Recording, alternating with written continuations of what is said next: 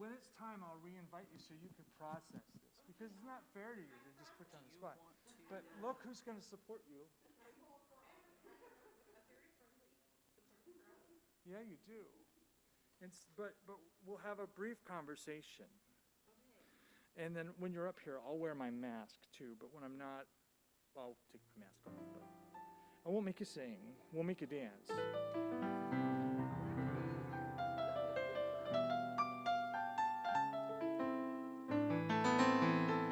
I'm just going to make sure that I'm working, you know? All the fingers have to be going when I'm playing. Who likes to play piano, though? I won't make you play, but who is a piano player here?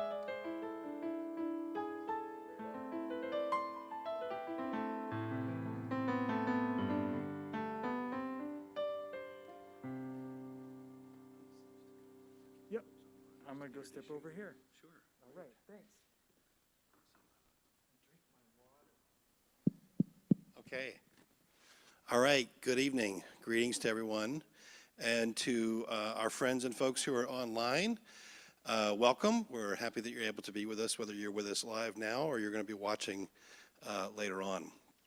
So I'm very happy to have you here. This is our last Faith and event of this year, and basically the conception behind the Faith and Humanities, Faith and Justice. Tonight it's going to be Faith and Music.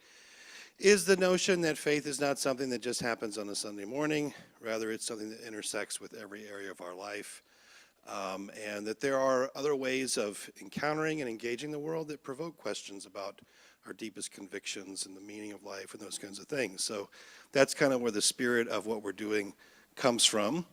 I'm very happy tonight to introduce our speaker, who is going to be talking to us about well, we gave it a new tentative title. I think it's called "Can Music Make Us Whole," which I think holds pretty well to what you described. So without further ado, this is Mr. Mark Burnett. He is a board-certified music therapist, and this year he is celebrating his 30th year as a clinician with extensive practice in rehabilitation, inpatient hospitalization, psychiatric, pediatric, neonatal, intensive care, educational, hospice, and trauma work. So extensive work is behind what Mark is going to present to us tonight. He's trained in music neuroscience as a neurologic music therapist, and he's been performing as a professional musician for the last 40 years. He's currently in practice at the McPhail Center for Music within the Music Therapy Department, where services are provided to support the needs of a wide population from infancy through geriatric. And he's published a significant body of work representative of music and healing, pain management, and improvisation. So will you join me in welcoming him?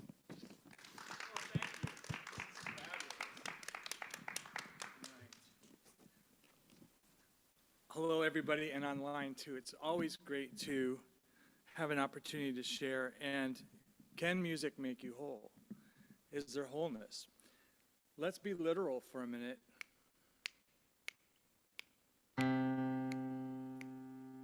Achieved. Yes, yes, yes. But actually, healing and the spirit of healing and intentionality is kind of, well, sometimes it can feel forced. We want to grow. But healing and being whole and finding a connection takes time. And what I love about music, I don't know about you, is I love time. And I love time so much that sometimes I just sit around for hours. I don't recommend this if you've got little kids, because then they'll want to do it. But if they do, you know. And I think about it. Sometimes I go for a walk on my drum. Wherever I sit, I'm actually sitting on a drum. Why not? It's cheap furniture. But it's intentional. Because I want to think about how am I going to be compassionate and kind? How am I going to use music? And what does music do? But a critical question comes here. Because if we're going to be whole, it only exists when there isn't. Because music can't happen without silence. It just can't. there has to be a point of stopping. We can't define ourselves if we aren't from one end to the other. So when the rhythm stops, it makes a point as well. And when you know it's coming back,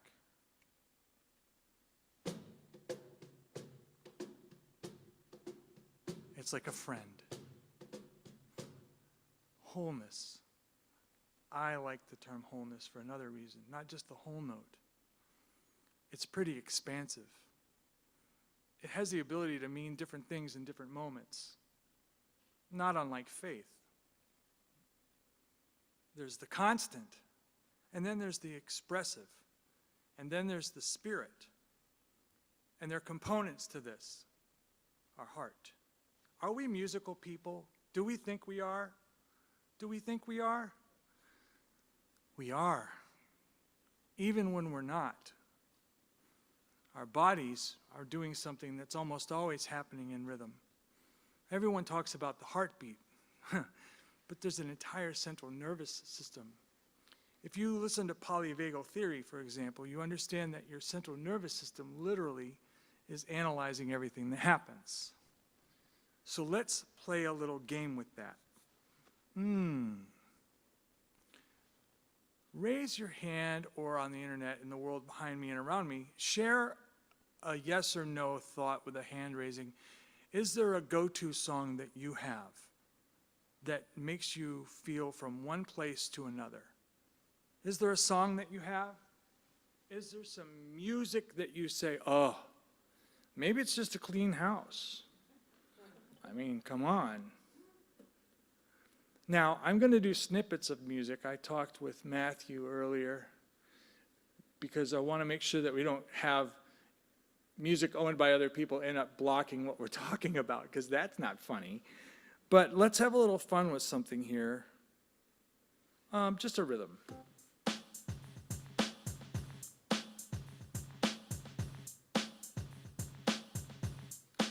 Can you imagine the heartbeat in that?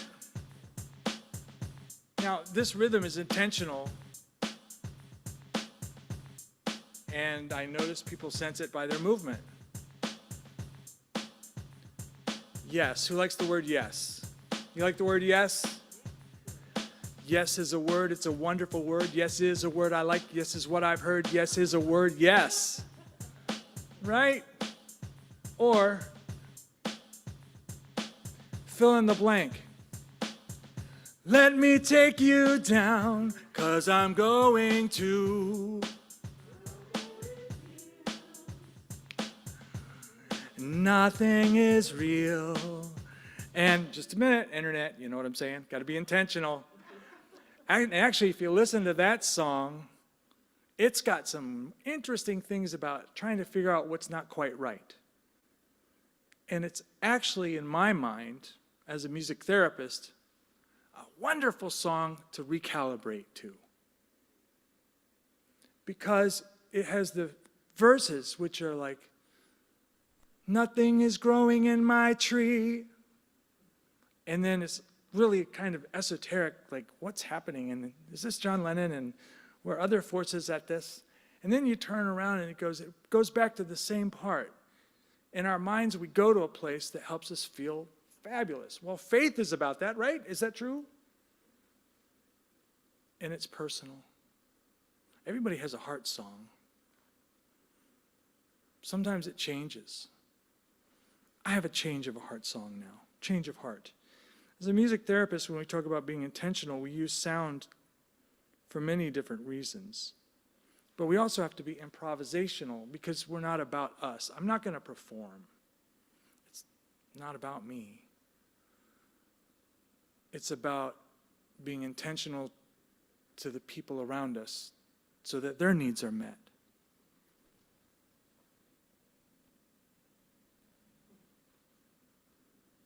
Needs.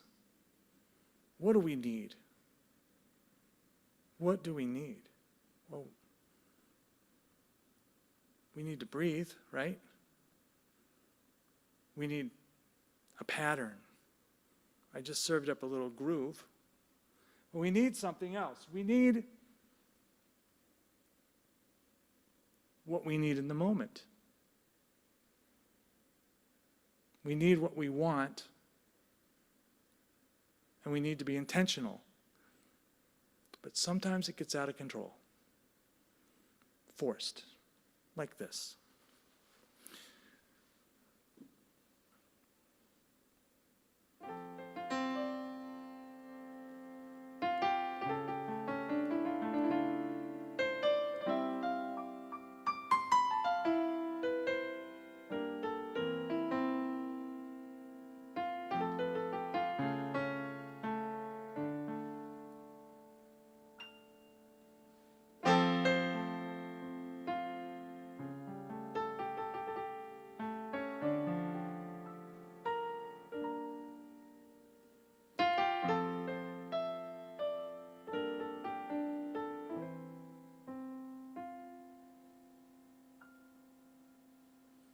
Just a little too jazzy. Just a little too jazzy for me in my mind. For other people, it's all right, but a little forced. Why couldn't it just be relaxed? Georgia, Georgia, the whole day through. Just an old sweet song keeps Georgia on my mind. Now, it's not forced, personal, not perfect. Process, our spirit, the journey, process. Oh, question. We use music to help us feel awesome, to be intentional with how we want to heal or feel.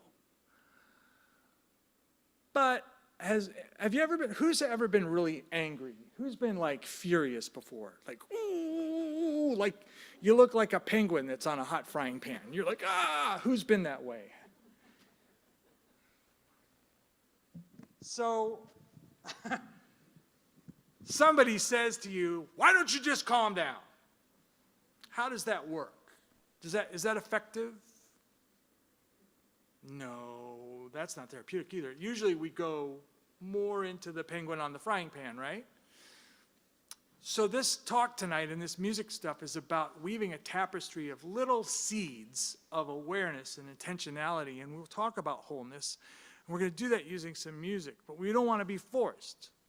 So I need to be fed, because it's about what you need. So with that, I want to ask some questions, because how do you learn about people if you're talking to them all the time? So the rhythm of spirit now, I would ask, is this. What is your go-to song? Who would name one for me? Since I Fell for You, Buddy Johnson. Oh my goodness. They're going to pass the mic to you, and you have to tell everybody online, because then they're all going to know it for sure. Oh, okay, sorry. Since I Fell for You by Buddy Johnson. Oh, man. When do you put that on? Well, I sing it, but I'm not going to do it now. No, I'm not. No, I'm not going to. I'm not going to do that to you, but you're welcome to, always. Anybody's welcome. I love it. But at the same time, Since I Fell for You, that's a very personal song, too. That song does something special. It also uses certain notes that feel good. In the melody of that song, it uses the seventh a lot, which is a nice note to have. Look, I'm like praying to the microphone like I'm going to fall off or something, but thank you for sharing that. It reminds me of an Everly Brothers song, too, Dream. And there's certain songs from certain times where you feel like the song breathes. We talk about intentional, we talk about whole. We have to learn music, too. Who's got another one that they would share? That's a song that's your go-to song, that takes you from one place to another. Hold on. We're going to bring the mic over to you. No man is an island. No man is an island. Tell me what that song does for you. It calms me. It helps me find peace. It reminds me I'm not alone. Right on. It's not the song you put on to clean the house. No, it's not. No. There's where we're going to go with intentionality, just like faith. That might be Jimmy Buffett. Which one is that? See, we can start with Cheeseburger in Paradise. I like mine with, yeah, okay. That's a good song. How about one more person? Who's got a go-to song? It's like, ooh, ah, yes. Who's got one? Yeah. Okay, we'll come to that. What's yours? Shower the People, James Taylor. Now, you know, I'm going to share a James Taylor thing in a minute about intentionality and spirit. That song, isn't it his voice too? Have you ever noticed that some songs, they just don't happen if it's not coming from a certain voice? Yeah, I feel that a lot, because today I had to sing this. Looking out on the morning rain, I used to feel so uninspired. But you know what the song is, right? And so I'm going through this song with somebody, and it's like, how am I going to be genuine being you make me feel like a natural woman? But it's Women's Month, too. They said, you know, Women's Day. Come on, every day is Women's Day. Every day is, we just have to celebrate everybody and be kind. That's funny, though, right? Say your song, please. The prayer. The prayer. Which version, who do you like to hear sing that song? Celine Dion in duet with the opera. Oh, yeah, man. The prayer. There's so much power behind that song, isn't there? So we have a whole bunch. Now, what about dancing? Well, I'm going to stop talking again. Let's see here. Are you dancers? All right.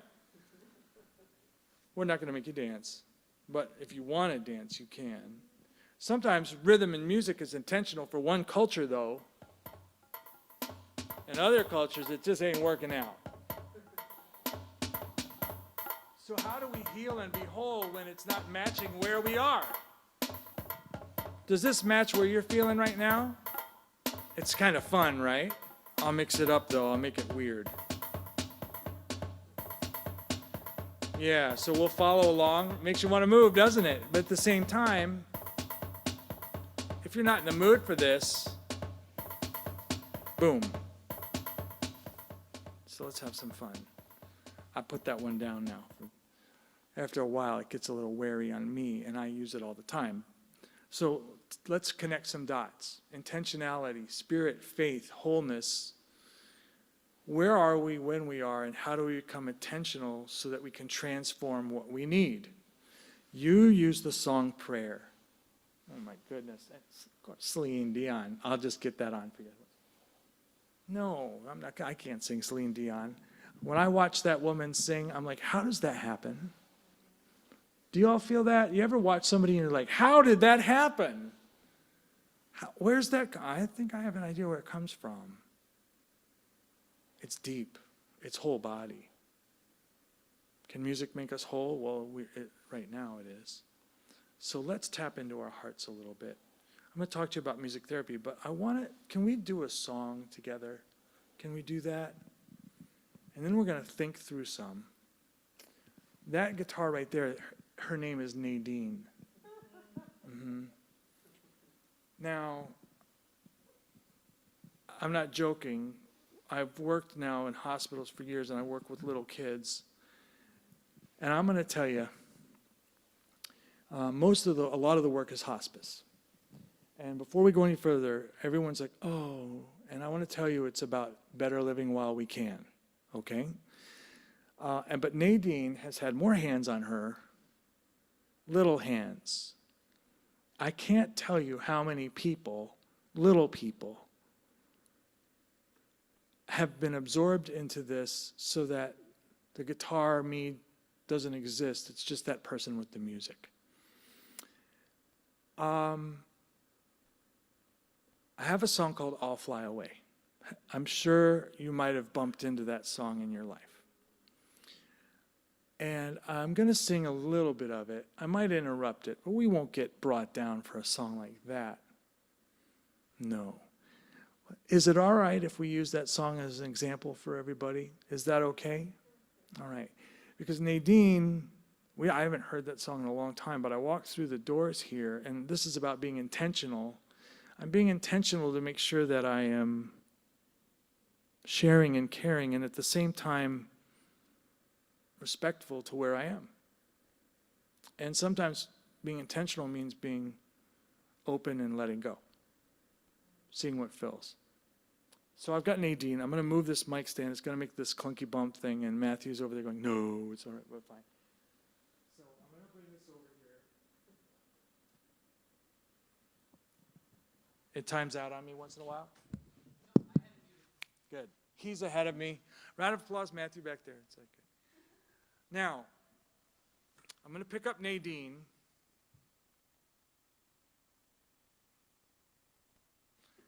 I'm always careful with this guitar. Just a little story about that. Music feels good. It makes us whole. We want to use music to feel better. We want to use music to celebrate our lives, whatever we do.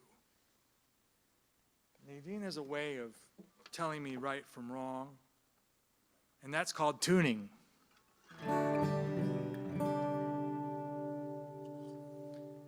Now,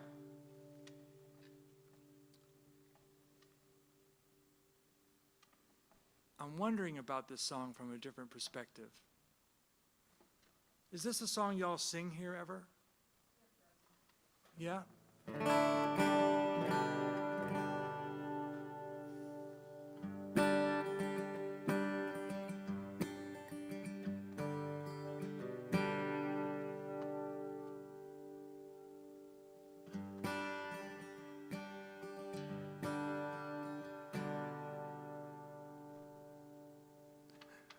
My grandmother took me to church when I was about 4. And I had to wear a jumpsuit. You know, the jumpsuit with the buttons on it? It was Easter. And I'm like, squirming, because that's what little kids do. She said to me, she's like, you got to listen up, because, you know, I've been watching you, and you should probably pay attention. And I reached into her purse and I got this piece of peanut butter taffy from Howard Johnson's. Nobody remembers Howard Johnson anymore, but I remember it because those colors are orange and blue in a way that nobody designed. And they did this song, and after the song was over, and I haven't heard it since I thought about walking through this door today. It was this song, and when it was done, she said, that was the voice. Okay, can I have some more peanut butter taffy? Because you got to be quiet in church. And then they sang another song, and I got it. After this song, I'll tell you what it is. Some glad morning when this life is o'er, I'll fly away to a home on God's celestial shore. I'll fly away. Will you sing with me now? I'll fly away, oh glory. I'll fly away. When I die, hallelujah, by and by, I'll fly away.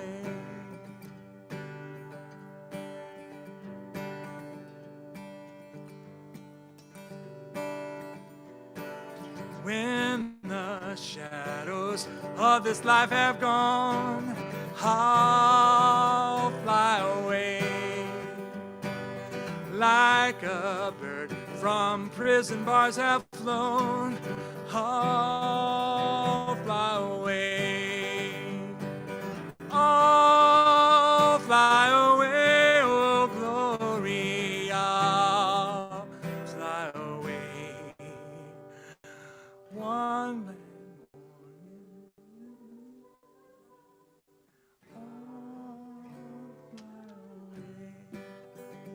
I had to pick up on your spirit a little there. Help me out with this. So we have this little thing, it's called a fermata in music. It's not an Italian food. You mentioned having Italian on St. Patrick's Day. I thought that was creative. You mentioned it. Yeah, I got it. I looked at you, but because I got a job for you in a minute. Well, the thing is, there's this thing called a fermata. It's like the dot with a little thing over the top, right? Sometimes it can tell you to stop until you go again. And other times it tells you to stop and then go again. Sometimes it's silence and sometimes it's not silence. Now, they like to confuse us, and they give this thing called a caesura, which is like these two lines that go like that, and that's like a pause. And it gets confusing, but kids don't even spell it right, and I mess it up because I'm a bad speller. But can you help me? Let's be intentional about where we are. Who likes to harmonize? I won't put anybody on the spot, no. I know the internet's screaming. I can hear them. There you go. Let's do that chorus. And I'm going to go through it once, and then I'm going to raise my hand up like I'm conducting, and we'll hold that note that we're on. And be intentional with our sound. I want to hear your beautiful sound. I'm going to stop. I want to hear your sound. It's okay if you don't want to. Give it a try. So I'll be nice and soft. So if I go, oh, fly away, oh glory, oh, fly away. When I die, hallelujah, by and by, oh, fly away. Let's try a little fermata. Watch me and we'll hold it. Let's see how we do. Internet, little delay, it's okay. Oh, fly away, oh glory. Oh, fly away.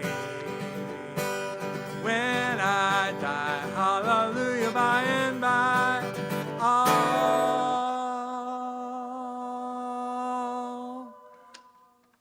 fly away. I heard you. I heard you.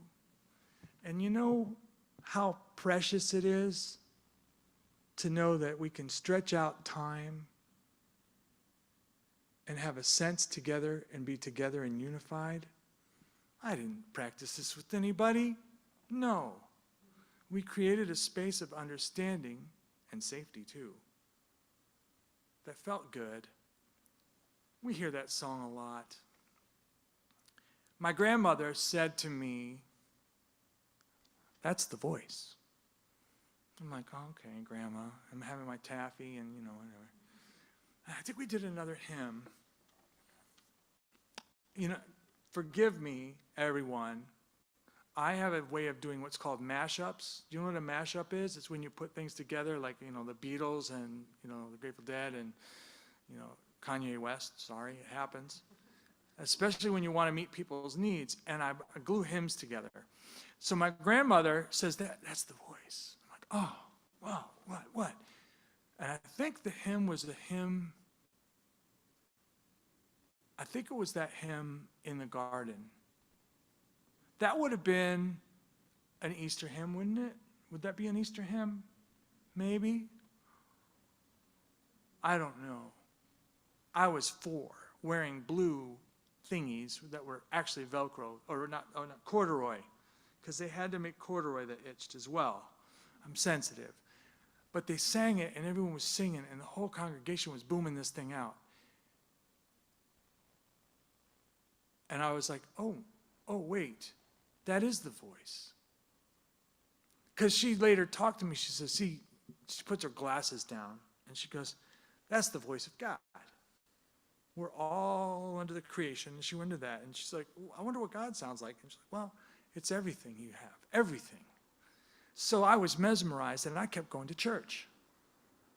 I thought this is the bee's knees. I wanted to be in the choir too. They wore robes. It was kind of nice. I didn't have to wear that outfit. But where am I going with this? I felt connected and whole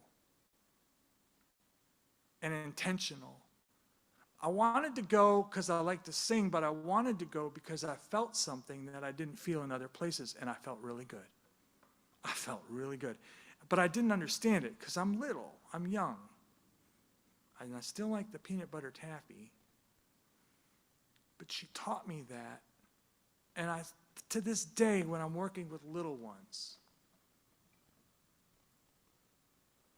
and they do something with their spirit of voice, it's just to be heard and embraced. Sometimes it's not little ones, sometimes it's old ones. Sometimes it's just the guy next to you in the shopping line at Cub Food. I was in the shopping line at Cub Food and I heard the most beautiful tenor voice behind a mask. I said, wow, what a beautiful voice. And I turned around and there's this very, very, very, very big man standing behind me with his groceries, and he's just, I'm like, what in the world? And I imagine myself vibrating with his voice. Have you ever been next to somebody and they're singing and you feel like it's coming into you as well? Have you ever been that? Oh my goodness, is that a gift? And then I was listening to him.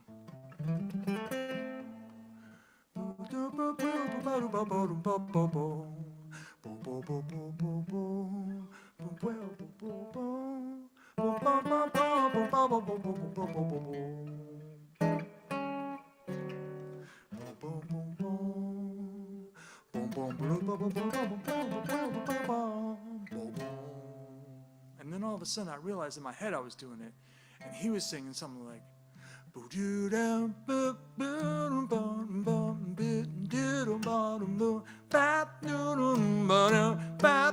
I'm in the line at Cub Foods, feeling kind of strange, and the spirit came over me, and I started going, and I'm like, oh my goodness, am I out loud? And then I came back to reality, and he's like, and I'm like, and I was transformed by somebody I did not know. And I thought that was a nice gift, and I was intentional with it, and I went home and I said, thank you. I needed to pay attention outside of it.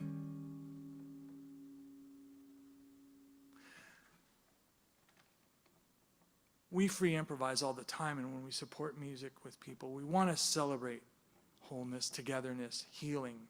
As a music therapist, when I work with people, sometimes they have problems breathing. It's called dyspnea. And dyspnea is painful. And we've gone through some times where breathing has been really horrifying problem related to COVID. And we're at a time where we're going to need a whole bunch of healing. I don't know if we're ready yet. I hope we are soon. We're going to need to be intentional with that. But when I'm working with little people and anything, we want to use singing. Because the minute you say focus, I love the therapeutic thing. Focus on your breathing. Well, when you're not breathing well, that's not a nice thing to do, right? It's not. Can I have a little bit of that, Matthew? Can I have a little psychedelic treatment? Thank you. So,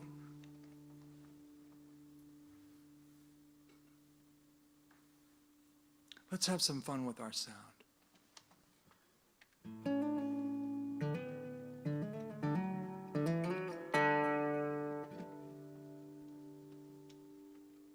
Beautiful.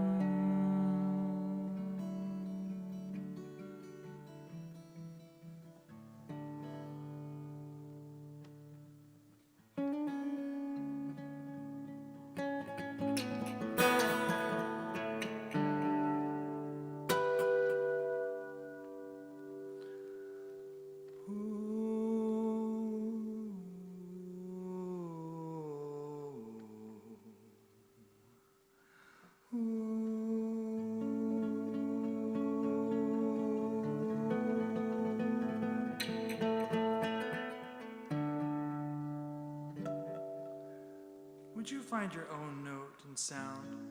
Don't think about it. Just make one. Try making one with me.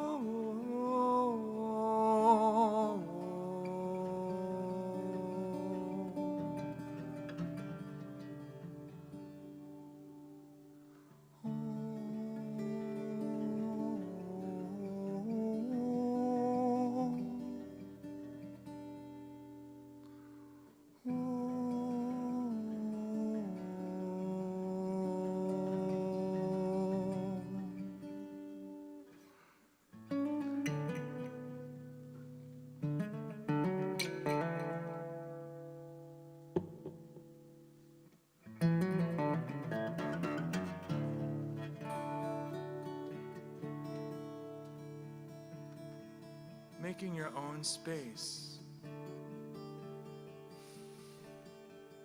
Teaching someone to breathe, not by breathing with the instructions, but the heart of sound first. Babies do it. Babies make a lot of sense. Babies respond right to the heart. We know that lullabies are fabulous. In the neonatal intensive care unit, I work with little babies. Many different reasons, but one of them is actually so that they tolerate the world. It's not to have music soothe them at all. It's so that they have a predictable force that they can measure the rest of the world against. That's like a guiding post, a pulse, not a rhythm.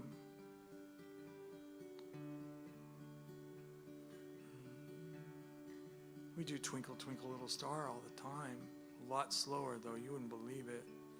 Those little ones, their heart rates are 198 beats a minute, right? And by the time we're done, they're at about 87 beats per minute. And we play the same song sometimes for 20 minutes straight. The same thing over and over again. And you know what happens? Happiness. Little relaxed fingers and a relaxed body. And for that person that's breathing differently, more relaxed first, happier. I heard your sounds. I could feel it from up here. Internet gets in the way for those over there, but they have their own feelings. Let's expand on this a little bit, if that's all right with everybody. Matthew, thank you for that nice sound. Matthew helped Nadine. That's very nice. Now,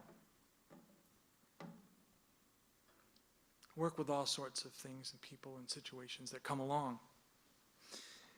And the fun part about it is people have this way of, do you know this song? Do you know that song? Sometimes we end up feeling like we're DJs, you know. Hey, you know that, what's that Jim Croce song and everything like that. But being intentional means respecting the space that people have so that we don't invade it. Because for every song that someone loves, there's a song that someone doesn't. And I have two quick examples of that.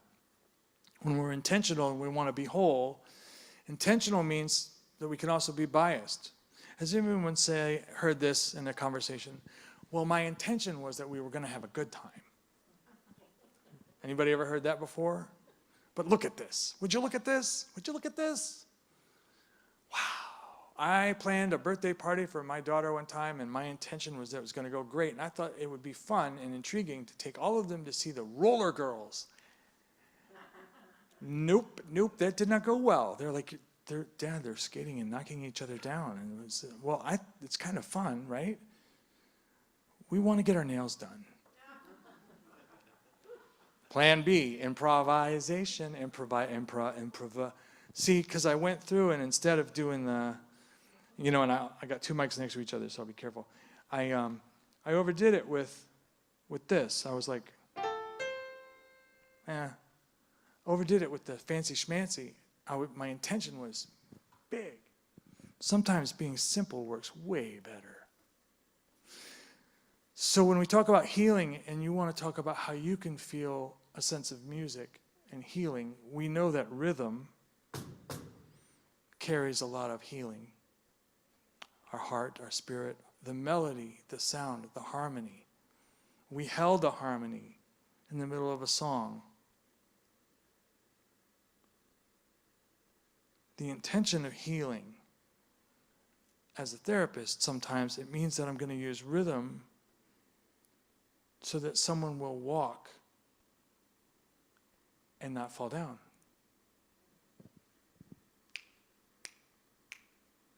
When we have people that have strokes, we now know a metronomic pulse with a rhythm. We know that right leg, the hip flexors aren't working right, and the extensors on the leg.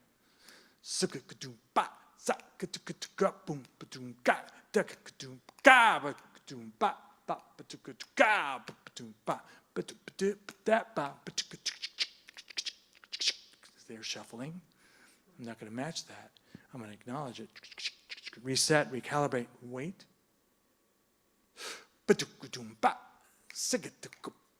You get it. The anacrusis. I love that word, anacrusis. It's that it's that little hiccup that starts music off of oftentimes, that little, some people call it a pickup. But I was doing some training and educating in rural Virginia, and I was like, all right, everybody get ready for the pickup. And all the kids were like, what? Because they had a top-notch music professor who told them anacrusis.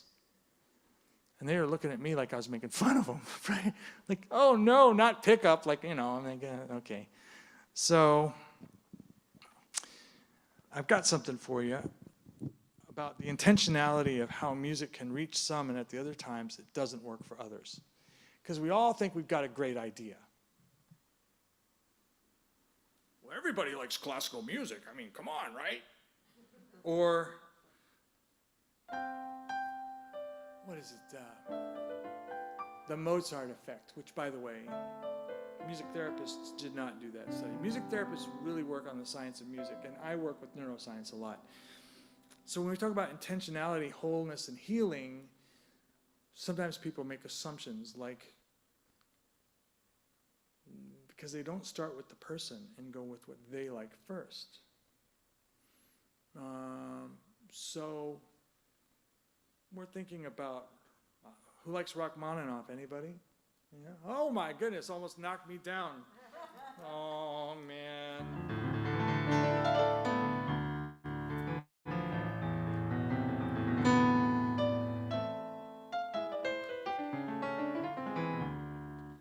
That's all you get. I got to have black dots in front of me right there. And sometimes you get some pretty neat things. But we assume. One of the things people often assume is, I was at a spa one time, and I was like, wow, this is driving me crazy. Not the spa, but the music. Okay, this spa was kind of nice. I'm like, oh, wow, it's kind of nice. Why am I here? Oh, I'm going to get a scalp massage. Okay. Oh, that was kind of nice. Huh, I got it. I like it. But then they put on this music, and for me, it was like fingernails on the chalkboard. And then I started listening about what's intentional. And there's this guy whose name's Pharrell, and he has this song called Happy, right? Who likes the song Happy? Do you like the song Happy? Did you know that 80% of it is minor key? 80% of the song. Because I'm happy, it's minor, yet we're happy. I'm in the dentist office, no joke. And I'm like, 'cause I'm happy, and I'm sitting there going, I'm gonna die. And I'm at my mouth open, I'm listening to this music, I'm like, how am I gonna, I'm trying to meditate on my own thing, and they're like, hey, music is great for you, and I'm in the dentist office, and I'm like, oh my goodness, this is all minor. How weird, you know? Now, actually, minor keys are not gonna imply sad. As a matter of fact, that's more cultural. Because I'm happy, it's just where he puts the notes. It's pretty groovy. It's kind of creative, actually. There's a lot of songs and musicals that are minor key, but they're also kind of fun and lilty and happy. But it just struck me as, what's the intentionality? And lately, there's this song called What About Bruno? Have you heard it? It's worth listening to. I have a lot of clients with various spectrum, known to some as autism. And you would love it if part of the song, they mention the sound effects, like sand. Sand. Please, if you haven't heard that song, give it a listen to. Have you heard that one? We Don't Talk About Bruno? Can't put it on. Don't put it on the internet. Don't do it now, because that'll bring us down. And but let's talk about intentionality here. I want to know a song that will not work for you no matter what. And then I'm going to serve up a little James Taylor for a story. And then you said James Taylor. Okay, it's nothing about you. Two examples about why what we think is great is not always good for others. And then we're going to celebrate and do some more music. Who's got an example of a song that just doesn't work for them? And I'll do a little of that music where it's like, feelings.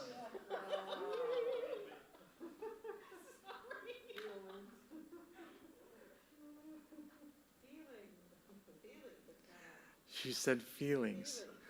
Feelings, nothing more than jeepers creepers, right? And what? 1970s. Oh yeah, but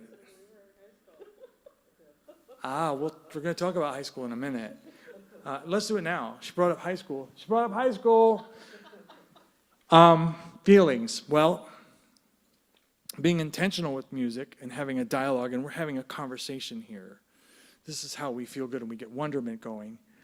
Jeepers creepers. She brought up feelings.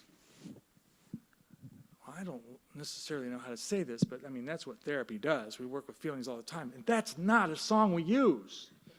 Shut the door. I'm not going to say a word. No. Feelings. What are feelings? And with little kids, did that hurt your feelings? I don't think so. You have somebody with spectrum, they're like, what's wrong with you? I'm trying to learn. And so thank you for that. I'll never forget it. Who's got another song that's painful? I got to know. Who's got a song that they're like,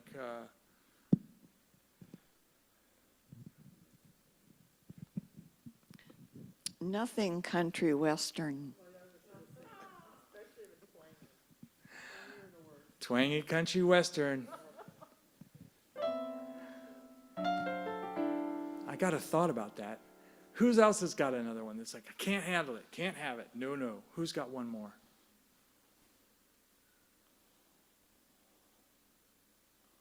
Anyone? Let's check with the guy who does music all the time. Let's see. Matthew, do you have a song that's like, oh, no? I'm going to put him on the spot. Maybe not a song, but a genre again. Hard metal. Hard metal?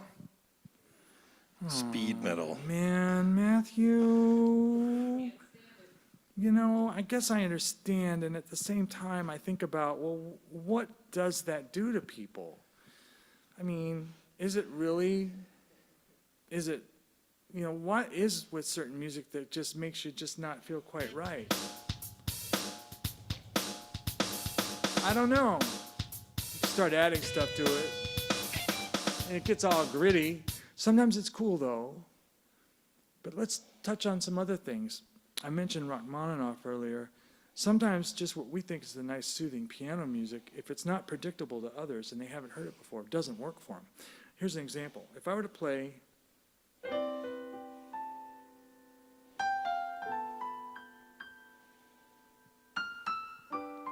you would accept it because I'm doing pauses that allow for the next part. So I'm tricking you now. You're being tricked. These little pauses are like, oh, I know what's coming next, even though you don't know the melody. Now, who feels like they can agree with that? Doesn't feel bad at all, right? Just is there. It's kind of benign. It doesn't really go anywhere, right? Yeah, spa. Fascinating thing, though, when we were singing, I heard some tones coming through earlier. And I'm going to play this for you, and I'm going to just sit on this for a minute. I like adding seconds and nines and all these things. We work with people who don't always sing very well. If you ever come across people who are pitchy, we don't want them to feel bad. We want them to join them in, right? We work a lot of clients who are, if this is your note, they're going to hear it always here. People experiencing a life with trisomy 21, Down syndrome, as some people would like to do that, they almost always hear the note either a minor third below. Occasionally it's a fourth below. And actually, everyone in the room experienced that when you were little. It's a neurologic characteristic so that you could recognize your voice against your own mother's, and so you wouldn't match your mother's pitch and drown her out and then not be soothed or comforted. It's old brain. And then sometime around 18 months, you recognize that, you've got your voice and you know your mom's voice by now. But when you're first born, really you want to do is stay dry, clean, and fed. And you had to make sure you could recognize your mom's voice and there could be no ambiguity. So our brain, in the caudate nucleus part of the brain, defines how you hear stuff, including country music, and I'll go to that, and James Taylor. So being intentional in healing, we're going to dive into healing in a second, hard, and intentional wholeness. How do we feel awesome? How do we become intentional? I'm going to plant seeds in your head. First of all,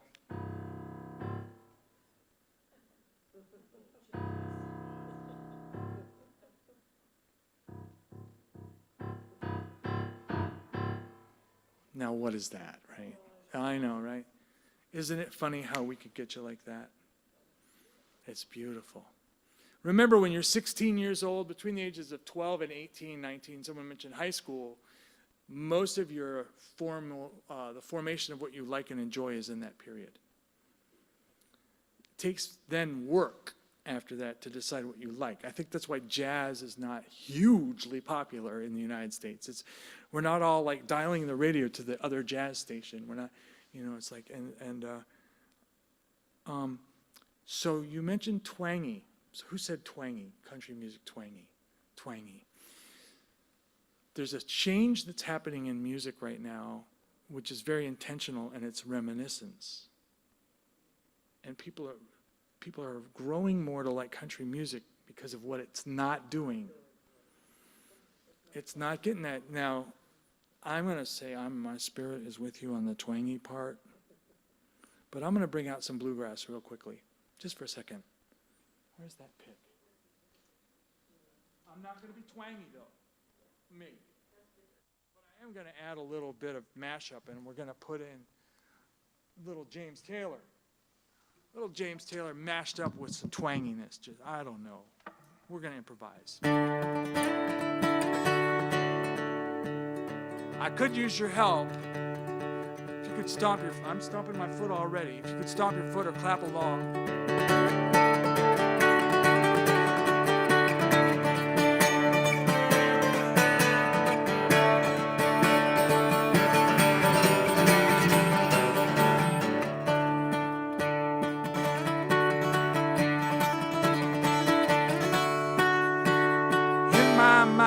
I'm going to Carolina. What happened? Mashup. In my mind, I'm now. Beautiful spirits surround us in many different ways. And when I first started, I worked with people who experienced a life with Huntington's disease. By the way, notice I always say people experiencing a life with. people experiencing a life with things do not appreciate being defined by, well, I have this. That doesn't define us. We experience it, just like I am in Minnesota.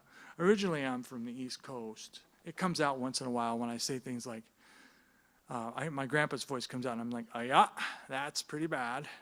I parked on the lake. I thought it was a parking lot. Moved to Minnesota, and everyone's like, where's your car? I'm like, right. It's gone. I was new to Minnesota. I drove down this thing. It looked like just extra parking next to the house. It was a boat ramp. I didn't know it was a boat ramp. I'm from New York. Now my car's at the bottom of the pristine lake, and that was embarrassing. I was not being aware. I was intentional to get to this party and not paying attention. And I wasn't made whole because the insurance company, they said it was totally my fault. I was working with a population that has defines known as something called Huntington's disease. At one point, Minnesota had the highest population in the country.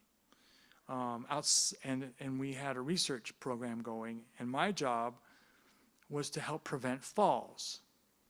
Because if we did music with a certain rate and pace, when they would ambulate or walk, it would keep them from falling down. And if we produced music at a certain rate or pace, they would chew slower or more slowly and be less likely to choke because it's hard to chew. It was all about quality of life, not hitting the floor. But I think it was the song, just yesterday morning, they let me know that you were gone. Suzanne, the plans are made, put an end to you, right? And the scream came from across way down. No, James Taylor! No, James Taylor! And this beautiful human being with the biggest blue eyes you have ever seen, currently not wearing any clothes, dove through a third-story window, ran right through my group. I was only there 3 weeks. I'm like, oh, I'm going to be moving somewhere else, and I just killed somebody with music. But then I saw this foot sticking there, and I heard screaming, and thank goodness for the window cranks. And his foot was stuck between the window crank and the window, and I ran over there, and I grabbed a hold of this person. And he climbed. I helped him get back in. No broken glass everywhere, not one cut on anybody. Yeah, right? So you think I'm thinking this through? And he climbed up me like I was like a bear cub up a tree. He was a smaller person. And he wrapped everything he had all around me, and he was like, I'm scared. I said to him, yes. Yes is a word. It's a wonderful word. It'll save you anytime. When somebody's angry, the word yes is very intentional and honest. We don't need to agree with what the position is. We need to agree with the feeling first. It's not validating a feeling. Feelings. I don't want to go there. I won't make you go there. But he said, no, James Taylor. It's a deal. A few years later, I was working with a beautiful little spirit who was enjoying music very much, unaware that his mother was down in the basement. He was very sick.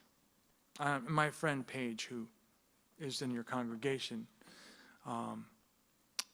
knows that we work with hospice. It's not a story that she holds. It's a story that I hold. And the child was thriving in the moment, but I was not aware of where the music was reaching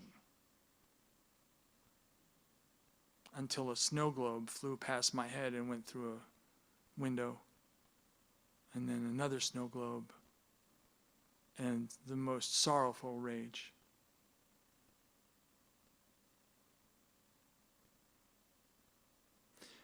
And it redialed me into something that is, no matter what, we keep it to the individual.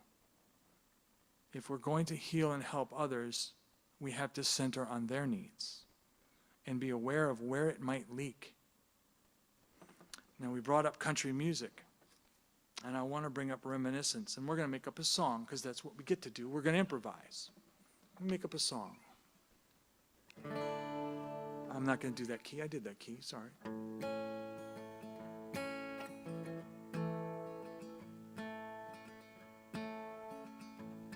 Well, it's 8 o'clock in the morning. The bacon's on the grill again.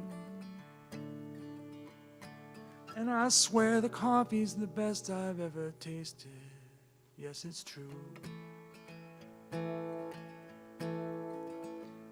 And I don't know who came up with the word percolator, but I swear that coffee smells better than even you.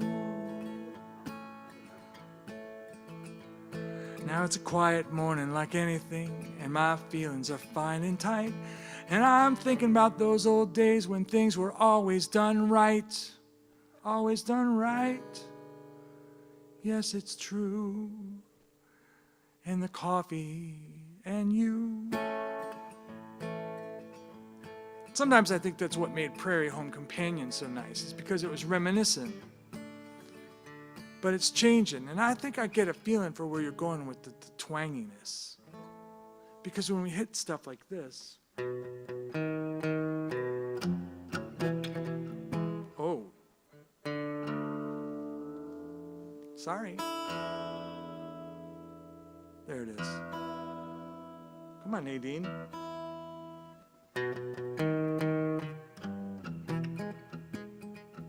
We get into that Johnny Cash stuff. By the way, the man is a human furnace. I got the chance to hug him one time when I was little. My parents took me to see him play at the Hartford Civic Center in Hartford, Connecticut. And I got to meet him, and I was so excited, and he was just a soggy, wet black suit that was hot after getting off stage. And I said, "You're awesome." And he's like, "Well?" And then it was like, "Hurry up, kid, move." And that's my Johnny Cash story. Well, I understand, right? There's music that we just don't deal with. Heavy, grindy metal music. Yeah, if we're not in the right place or space, even music we like, we're doomed, right? And that taps into our central nervous system and our feelings. We like to sing, we like choir, we like to be intentional, but let's talk about healing. Let's have some fun. We're going to use music and communication a different way. As a music therapist, my job is to engage people to get them to do music. I have all this weaponry of mass destruction over here I'm going to show you. So, I know, right? I'm going to do the mic shift again. So, when I work with kids who are in the hospital, they're heart transplant patients or all sorts of things, we want them to have music, but these kids, we want them to sing and do everything, but sometimes they can't, and we have these special instruments that are just the most fabulous things.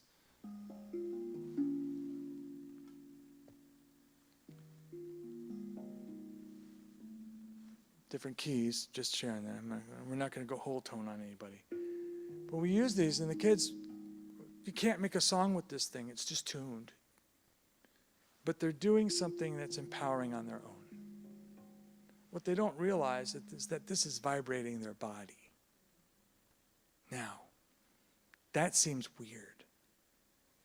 But we're musical humans, and I'm going to bring this out. Sorry, internet people, you're alone. But I'm bringing this out to the table, and you can pass it around and feel the vibration on this. And imagine what it does to a little tiny body or anyone. It's called a happy drum. It's spelled wrong, so I really appreciate it. I'm going to start over here.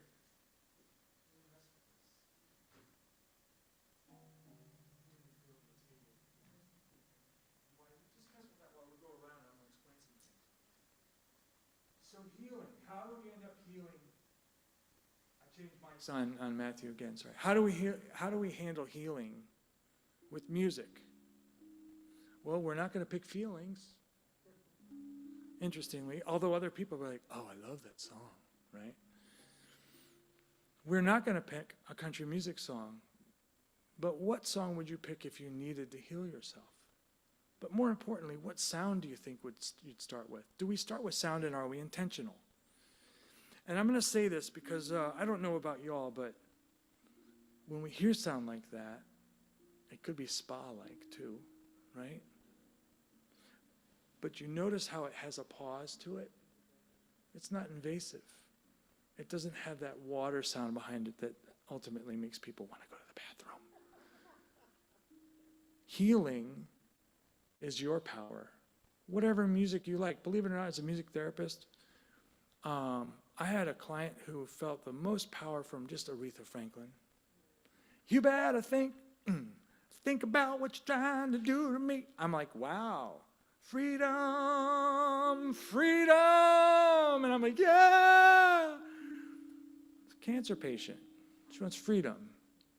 You better think about this. All of her family's like, go ahead, Mom. We want you to have your next 20th round of blah, blah, blah. And she's like, well, I think I want freedom from this. I want quality of life.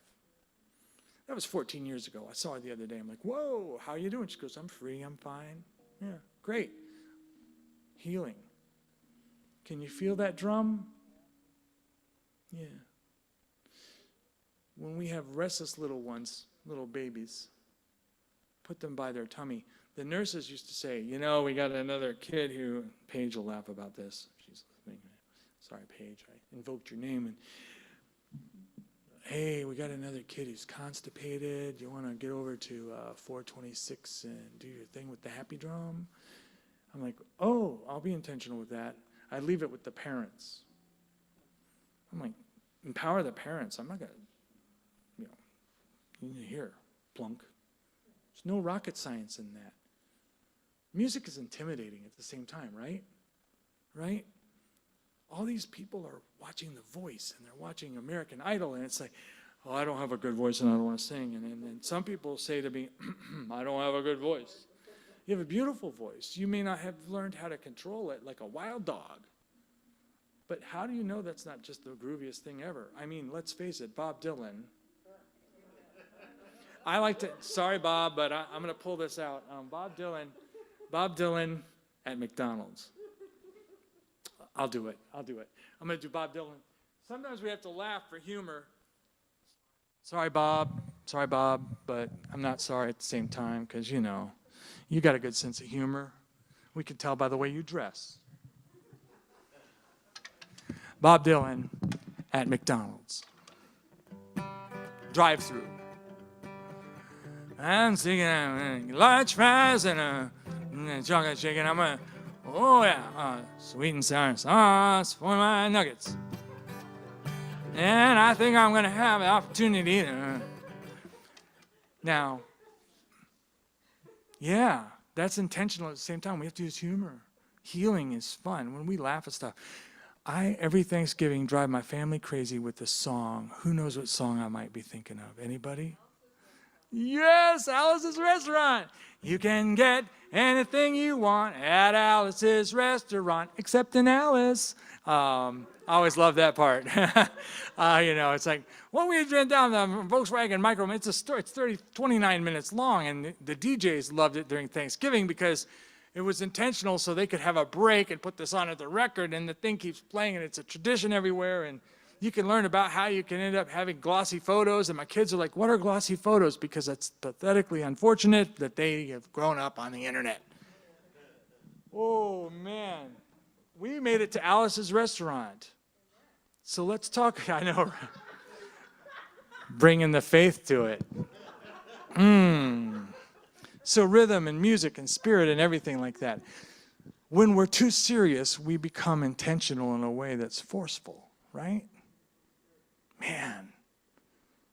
And I've discovered that, if you don't mind me mentioning this, with prayer, for me, I've been too intentional with a certain area of something and going, well, I need to recalibrate. And music is recalibrating, just like tuning. Like I got to tune Nadine, and if I talk about her the wrong way, she'll go out of tune by herself. Anybody? But we all get out of tune once in a while. So I'm going to do two quick more things that I want to share with you about healing, because it's about your own power. It's what you love. Music therapists, we work in all sorts of different areas. We really do know our neuroscience. We work hard on this. You'll find us in nursing homes. You'll find us in schools. We teach people how to go to the bathroom with a song. It's true. That's right. There's steps to things you have to have so you can have an independent life. Fabulous, right? Teach people how not to hit or how to be kind. I love Mr. Rogers, by the way. I don't know if you guys like Mr. Rogers. Remember him? Yeah. He's a hero. Kindness. That's intentional. Are we kind to ourselves? Yeah. Not all the time. Sometimes we're not kind to ourselves because we pull attention a certain way and we become intentional. It's got to be like this. Music therapists use music to help people discover how to disconnect from things. But we also teach people how to just exist and come together. And I want to do a little experiment and show you what that looks like, but I'm not going to describe anything. I'm just going to say a little bit. So can I borrow you for a minute? Let me mask up, because I'm vaccinated and everything, but I take this very seriously. I know everybody does, but it's orange. Very intentional. Come on over here to the right. It won't bite. Can I have your name? Nancy. That's right. I wanted to make sure. My friend Nancy, man, best friend ever when I was growing up. Yeah, we used to compare. Hang on, I gotta do this. We used to do a comparative analysis of who was going to get sick and throw up at school first. I know, right? We're like, who's going to get? Because every year one of us would get sick at school, so we used to a running competition. And it's crazy, right? But kids are crazy. Yeah. Were you a crazy kid? Sometimes. There you go, Nancy. So, don't throw up. But what I'm going to do is move this pedal over here. So Nancy and I are going to do something that she doesn't, I just asked her to do this. We'll talk about it afterwards. Hey, Nancy. You're going to have an adventure. All I'm going to ask you to do, what's something that you feel is peaceful in your life? Anything. What is the thought that comes to mind? It's the peaceful. Walking. What? Please only. Just join in and you feel comfortable. I'll show you how it works.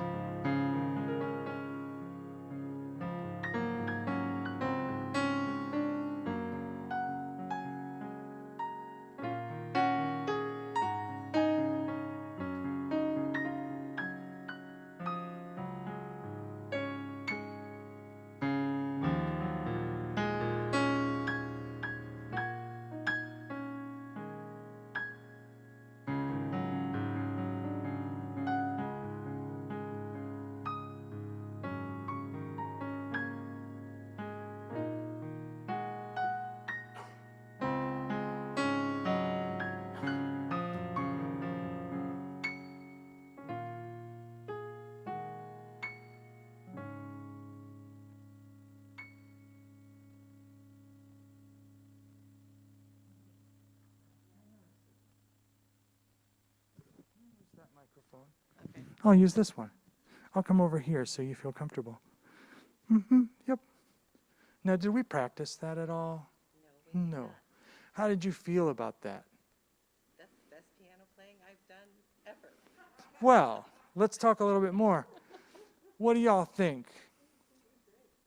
How did you feel? Yeah. Was it fun? Yes. Okay. How did we do it? Did I tell you how to play? I just said the black keys, right? Right. I put something in your head, though. Intuitively. Yeah. It was, you said something peaceful. Something peaceful. And you said? Walking. Walking. Yeah. Thing is, when people walk, people often imagine this, which is more like a march. You know, you're walking around. But when we're walking and we're doing it peacefully, we're really about the environment around us more than the steps, aren't we? We're strolling. Yeah. We're lilting and kind of feeling good. No James Taylor. With that being said, it felt good, didn't it? It did. Yeah. Music therapists want you to feel good. So we create methods that allow you to join in like that. So thank you so much for being put on the spot. It was fun. Now, and I'm going to tell a quick story to everybody. Thank her. Give her an internet round of applause. Nancy,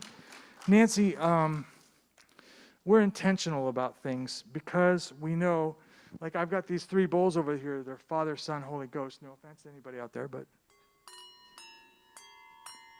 I just found I wanted to share these because when we talk about transitional sound and we're intentional healing, people associate sometimes with vibration as a thing that helps people heal. Well, research shows that it's true. It's true. Vibration does do that. The weirdest thing happens. You can take this one and you can put it in people's hands or on their bodies, and different people make it sound differently. Now, I like to use the word spooky, but it's nice. It's because we vibrate differently. Music goes through our whole bodies. Music therapists are intentional about healing, and we talk about being whole. Music is the sum experience that we know of neurologically. There's no other thing you can do that uses more brain than singing, playing music at the same time. Nothing. Nothing. So I have this image of Bach way, way, way back in the Bach days in this church in Leipzig, knowing that 99% of the population would only hear music that was instrumental in the church and being surrounded with the voice. And how chilling it must have been, right? To just be surrounded by that. To think we almost lost almost all of that music too, right? Now, how healing it must have been. But this is nothing new. This goes back to the Old Testament. Music and healing. All cultures use some form of music. Sometimes they do stuff like this. I've got my mask on, sorry. I'm going to use this microphone. This is get a little close.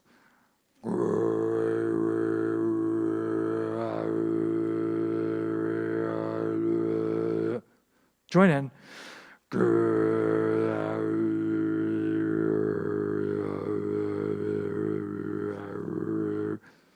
Fun, right? Have you done that before?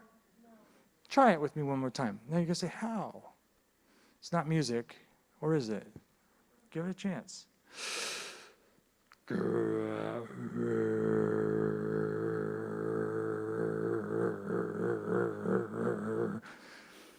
Can feel like Grandpa's tractor. Throat singing. You don't have to do it. Some people can't, by the way. It takes practice. You got to relax. You've heard it before, right? Sometimes I have whole choirs. It's like all these notes, all these notes.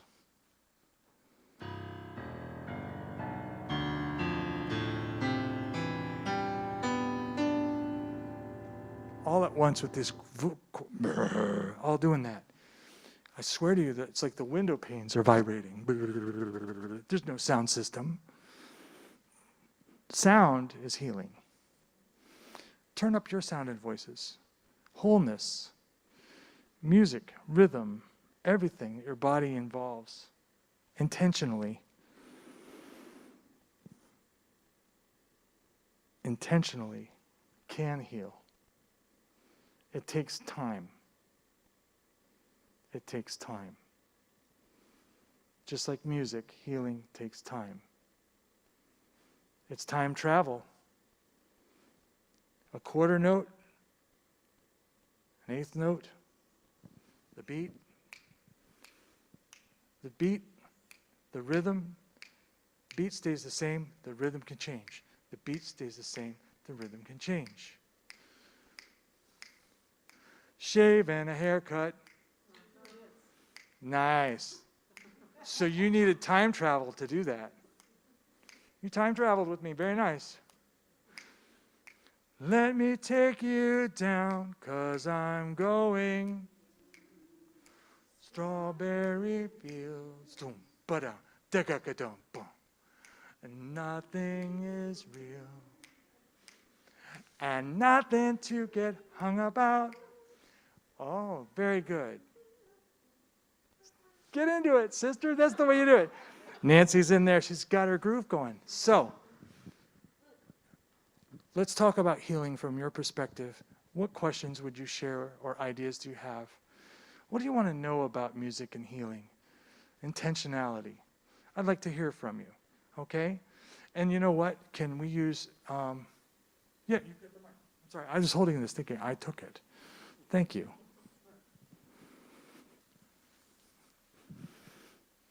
Does anyone have any questions about how healing or what they would like to do? Or do you have an idea? Something you'd like?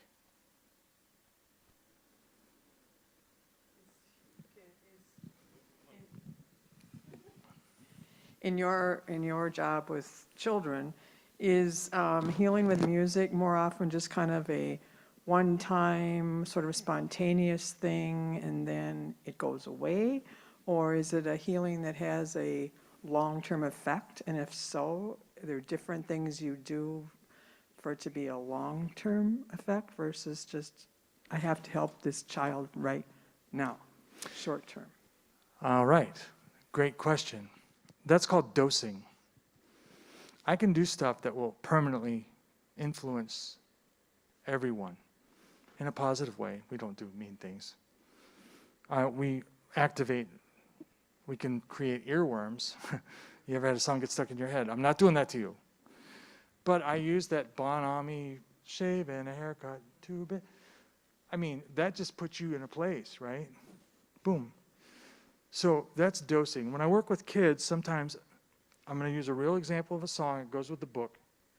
Everybody poops, that's just what they do. Birds do it, bees do it, I've heard that fleas do it, whales do it, don't want to see that. But everybody poops, because that's just what they do. Give it a try, you'll be fine. Maybe wonder why. Do it again, you'll see. Everybody poops, you and me. Now, we're not teaching a kid to go to the bathroom. We're just removing the distress around it through normalization. And they remember the song. They're still going to feel uncomfortable for a while. But then they're going to go, hey, yeah, right? Come on. We keep it simple sometimes. Sometimes I use music, though. I had somebody in a coma. And the decision was to be made, either this person was going to be here tomorrow, or we were going to stop doing what we do, and they would be gone today. And the neurologist called and said, I've bought some time because I don't feel good about this one. Nothing's working. Me and 3 other music therapists worked a protocol over a 16-day period. And we had certain bandwidths that we were looking for with heart rate and baseline status. And I would go in and I would influence the body of this person. 3 o'clock in the morning, I get a call from the nurse. Boom, I'm there. 3:45, I'm like, okay, I'm going here and working with this kid. And I told his parents, I said, look, the neurologist is positive. I'm not going to tell you anything other than what we can observe. But when you see it, you're going to get upset. Either way. The therapy was for the parents. I was confident in the science, and I started to see the effects. And then, wish that I could fly. I'm not that naive. I'm only a bird. And then the mouth moved. I'm only a plane. In front of his parents. 3 hours later, he was eyed open, awake. Angry, he was able to have a journey that everyone celebrated. He was able to be discharged. He was able to go home and fulfill many other things. But that was dosing over time. It's called rhythmic auditory stimulation.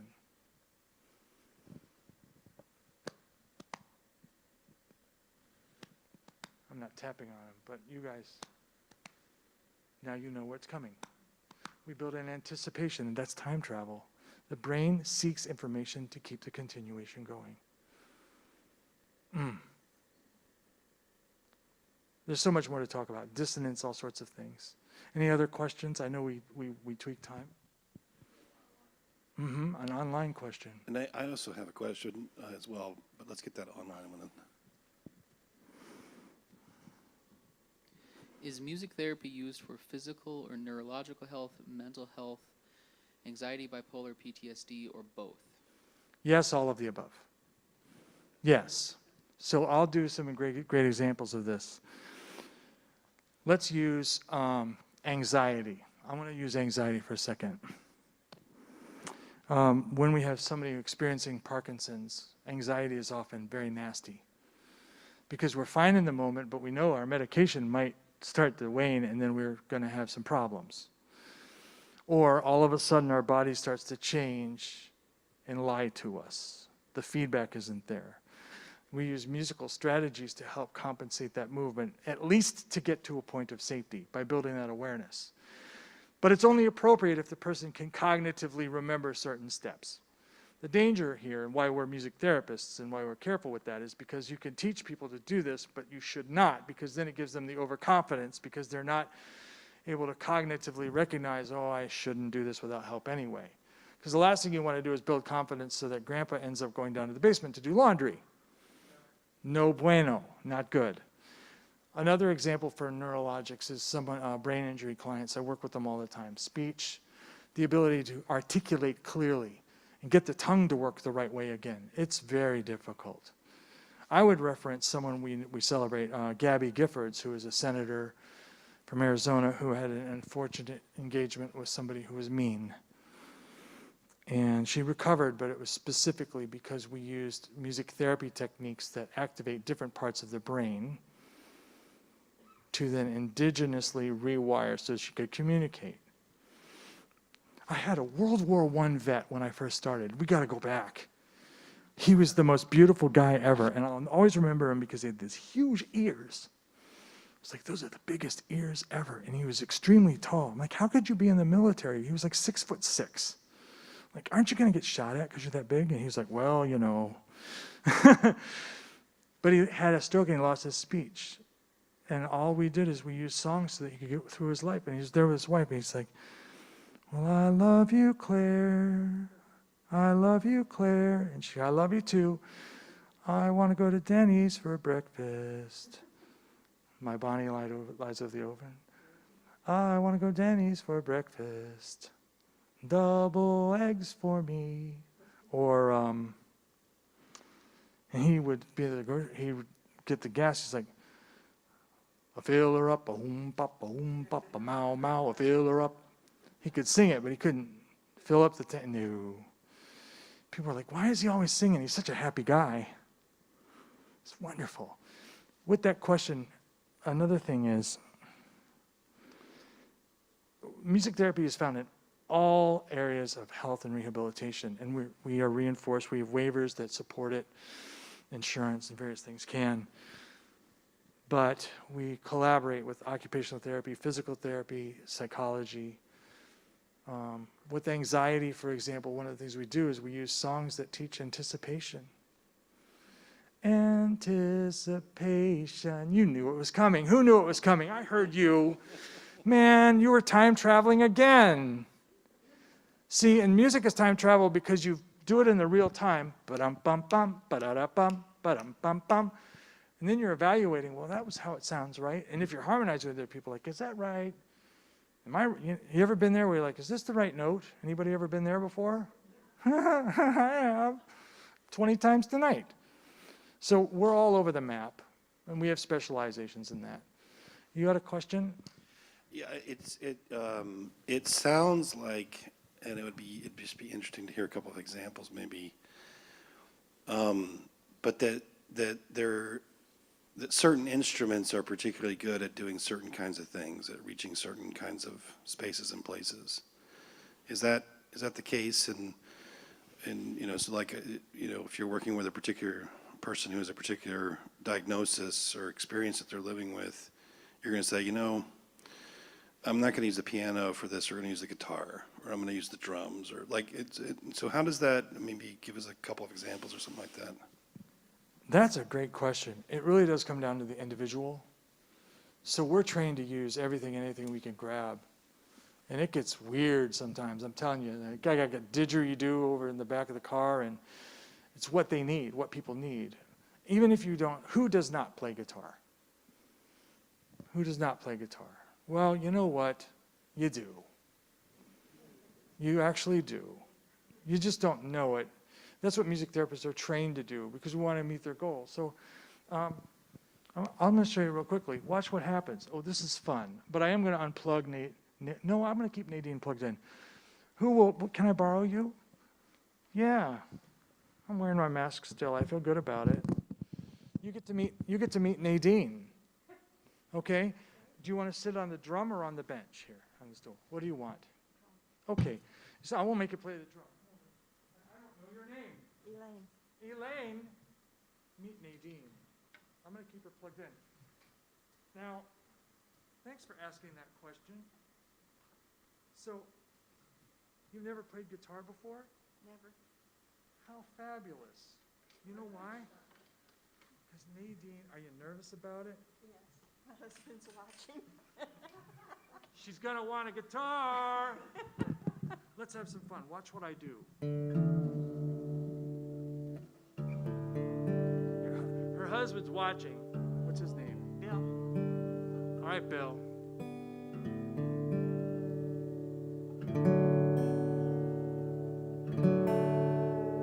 Do you remember how I said I like to have like seconds and sevenths and expanded chords? I'm keeping the E in here.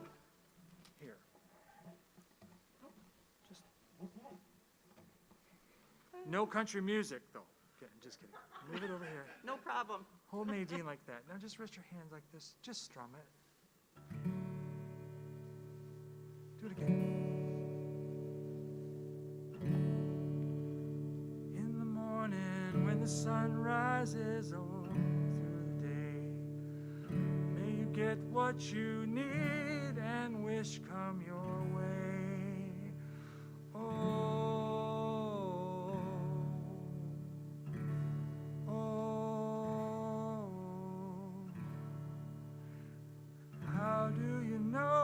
Strum such a way, your heartbeat tells me that you know how to play. Oh.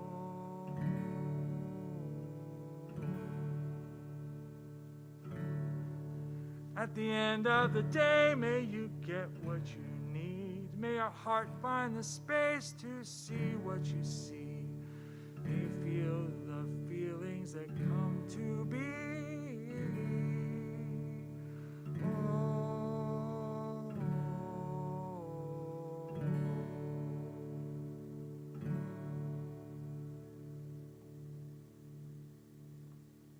How did you know when to stop? You stopped. Did I? How did you like that? How did you feel? It was good. Yeah. Could you feel the vibration of the guitar? Absolutely. Yeah. Yeah. So that's what we do. We have to make it fit. Now, have you ever heard that song before? No. Have y'all ever heard that song before? You're not supposed to. Yeah. If we're going to be genuine with people, sometimes we have to present stuff that no one's heard before, because that in and of itself is a bias. We present what we hope is meaningful, just like I hope you get the day you want and the day you need. I learned to say that with my hospice patients instead of saying, well, have a good day. What a ridiculous thing to bring up, right? But we also don't know what to say. And sometimes if we just say it with music and it feels good. Notice how it sounds different? Did you notice that just now? This guitar is special. It really is. Watch this.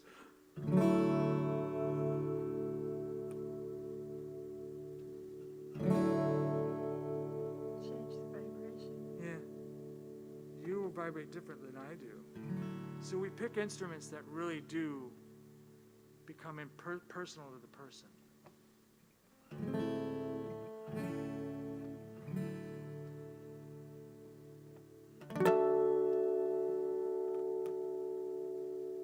Yeah. So when are you going to get a guitar? Never. Oh my. Think it through. Thank you. You're welcome. Oh, you got a thumbs up. Oh, and maybe the party cone with the little boop. It's like, I get into trouble at work because I have clients who are like, where's my party cone? I'm like, oh my goodness. Oh, so once you pass out the party cone, we got to call Zoom. We got to get more like little emojis for the push-up. So, thank you. Thank you for that question. We could go in a million places. We could turn half your face off if we wanted to with rhythm, but that's a different adventure, a true one. Nadine's going to sit back over here. Thank you for bringing Nadine and letting her have time with you. That's another story. I name all my instruments because it's what feels good. So, all right. And Thank you. I just want to say thank you so much, and maybe we could give our speaker a round of applause here. Thank you. Yes, we want to be, of course, cognizant of our time. We've gone over just a few minutes, but what a marvelous experience. I know Paige is totally jealous that she's not here. No. She's I watching. miss her very I think much. she's watching on. Is she online right now? She might be on YouTube. Yeah, that's right. She's doing this. That's right. That's right. Oh, yeah, okay. Sommelier stuff, right? Oh, dear, I'm sorry, Paige. Oh, yeah. That's right. Well, again, thank you so much to everyone who was able to come tonight. Thank you for letting me hear your voices, too. Thank you.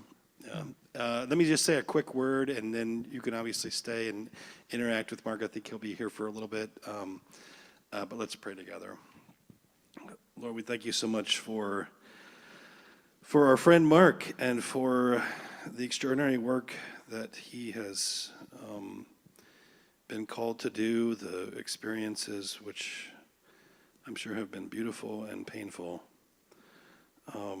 We ask that you continue to uphold him as he goes through and follows after that spirit inside of him. And we thank you for reminding us of the music that's at the base of all things. In your name we pray. Amen.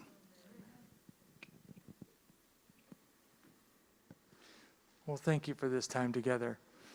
I will be packing up if anyone has any other questions, and thank you. And I always thank my peer group at MacPhail Center for Music. If you guys, everyone's always welcome to come visit and say hello. It's an open community of happiness, and we celebrate possibilities. So thank you much.